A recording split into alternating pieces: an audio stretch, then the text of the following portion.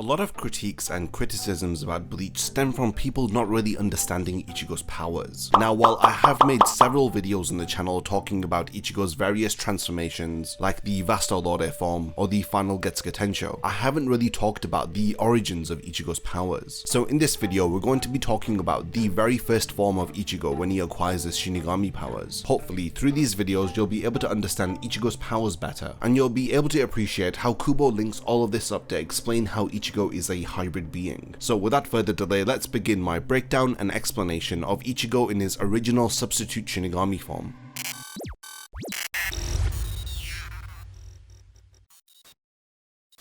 Before the video begins, only 20% of the people who actually watch my content are subscribed to the channel. If you enjoy these videos, then subscribe and stick around for more content just like this. Now let's get back to the topic of the video. The first thing to establish about Ichigo is that he has a lot of dormant potential within him, and this is credited to his parents. He is not only the son of a former captain of the Gotei 13, but his mother was also a Quincy. Through his parents, he had inherited Shinigami, Hollow, and Quincy powers, and the fact that his father had belonged to the Shiba family, which was a former noble family within the Soul Society, thus explaining some of the impressive feats that he displays even prior to acquiring Rukia's Shinigami powers. During the first chapter, Rukia uses a binding spell to immobilize Ichigo. She explains that it's a high-level spell that only a Shinigami can cast. After Rukia explains to Ichigo that her mission is to kill Hollows, Ichigo hears the blood-curdling screams of a Hollow nearby, but it is evident that Rukia is having difficulty sensing it, as she states that there appears to be something that is obstructing her senses. When Ichigo asks her if she just heard that scream, she focuses and is also able to hear the Hollow screaming out. She immediately recognizes that that was the cry of a Hollow, but it is evident that her senses are scrambled, as she states that she is hearing it through some sort of filter, and she is surprised that Ichigo was able to sense the Hollow even before she was. She is genuinely shocked that she wasn't able to sense the spiritual energy of Fishbone D only up until now. When Ichigo's family begin to be attacked by the Hollow, he gets up and breaks himself free from the Kido binding spell. Rukia is once again shocked as Ichigo demonstrates an impossible feat. He was able to break the Kido spell just with his own power. After he becomes a substitute Shinigami, Rukia realizes why she wasn't able to sense the presence of Fishbone D, and why she had heard the scream of the Hollow through some sort of unseen filter. She states that her senses were being jammed by an incredible force, and it appears as though Ichigo was the source of it. When she was in Ichigo's room talking to him, the entire room was full of spiritual energy emanating from Ichigo, and this is what had confused her. She goes on to say that she has never heard of a human who could see a Shinigami. She has never seen a human break a Kido binding spell, and lastly, she has never seen a Zanpakuto that has taken on such a large size. The large blade that he wields in his substitute Shinigami form represents his inherited latent potential and his enormous spiritual energy. When Ichigo questions Rukia why is it that the Hollow had attacked his family, she states that Hollows are drawn to high levels of spiritual energy, but they are also very opportunistic. She states that because of the feats that Ichigo has displayed as an ordinary human, she believes that his family was attacked because the Hollow was looking for him. Ichigo's spiritual pressure had started to release after he made contact with the spirit of a little girl, the one that he had spoken to at the start of the first chapter. When Rukia is badly wounded and can no longer continue fighting Fishbone D, she questions if Ichigo wants to save his family. She states that there is only one way for him to do so, and that's for him to become a Shinigami. She explains to him that he needs to place the tip of a Zanpakuto over his heart, and she will transfer to him only half of her Shinigami powers. She states that he will only temporarily have the powers of a Shinigami, and this will give him enough time to fight against the Hollow. Typically, she wouldn't have suggested such a scenario, but because Ichigo's soul is so powerful, there is a chance for them to succeed, even if it is very low. When Ichigo pierces the blade through his chest, he transforms into a Shinigami and cuts the arm of Fishbone D. Rukia is shocked to see him in his new form, as she states that she had only meant to give him half of her power, but she had ended up losing all of her Shinigami powers. In this form, he is pretty much wielding a giant version of Rukia's sealed Zanpakuto, and none of the powers that he has here are his own. He is simply borrowing them. We never really get to see what Ichigo's sealed Zanpakuto looks like, since later when he activates his own Shinigami powers, his blade is in a constant release state. We typically see this form when Rukia forces Ichigo's soul out of his body through the soul glove or through the use of an artificial soul like Kon. In chapter 3, we see Rukia training Ichigo to get used to his Shinigami form, he is tasked with hitting balls with hollow faces drawn on them with a baseball bat. In chapter 53, Ichigo confronts Renji when he and Byakuya have arrived to take Rukia back to the Soul Society. Renji notes that Ichigo is wearing a Shinigami Shihakusho, and most importantly, he is wielding a ridiculously oversized Zanpakuto. Ichigo questions if it is big, as he had assumed that it was just larger than Rukia's, but up until now he had nothing else to compare it against. Renji is impressed by the size of his Zanpakuto, as he states that a Zanpakuto is proportionate to the wielder's spiritual energy. He questions whether if Ichigo's power can really be this great. He then identifies Ichigo as the human who had stolen Rukia's powers. Renji is able to easily overpower Ichigo, as he questions whether if his huge Zanpakuto is just for show. Their aim is to kill Ichigo so that the borrowed Shinigami powers return to Rukia, and so that Rukia can return to the Soul Society to be executed. When Renji underestimates Ichigo, Byakuya states that there was a Shinigami who had driven a Menos Grande back to Hueco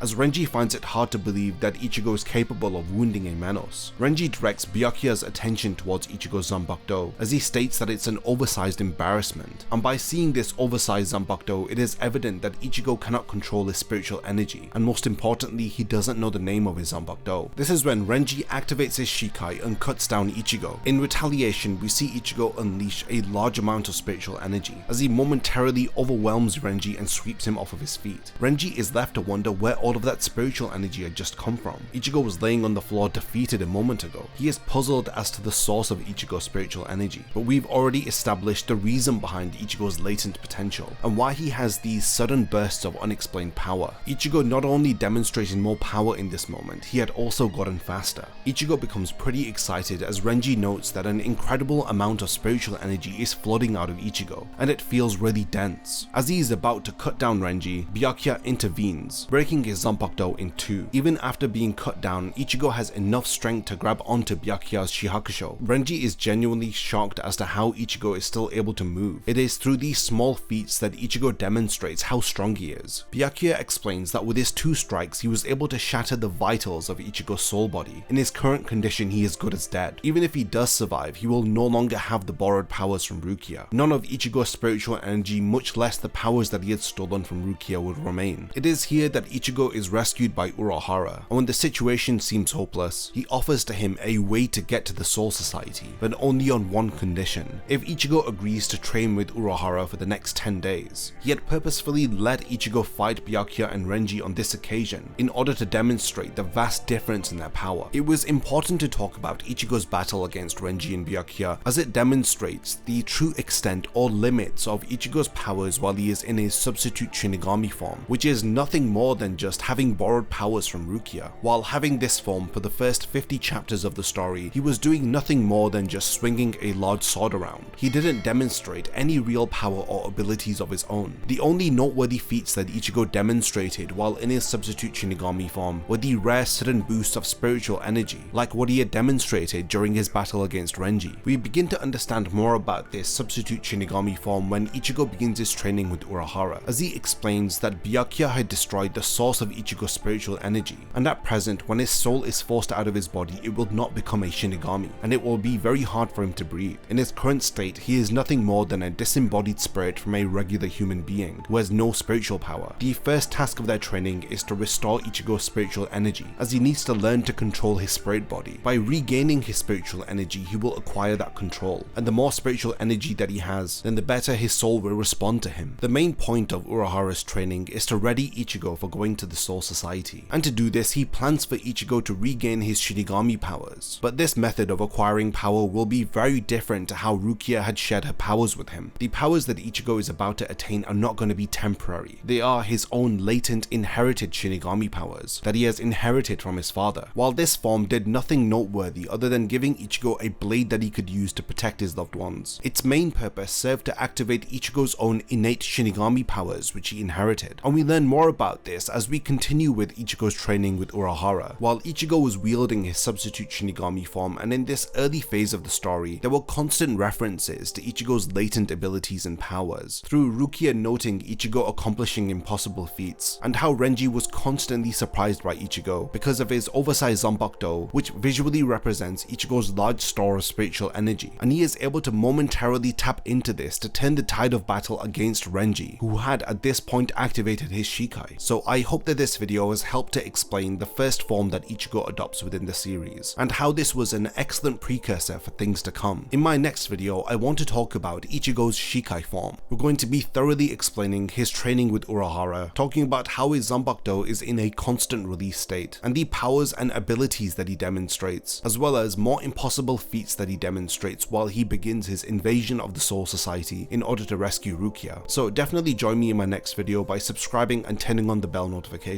And lastly, thank you for making it to the end of this video, and I can't wait to see you in my next Bleach explained video.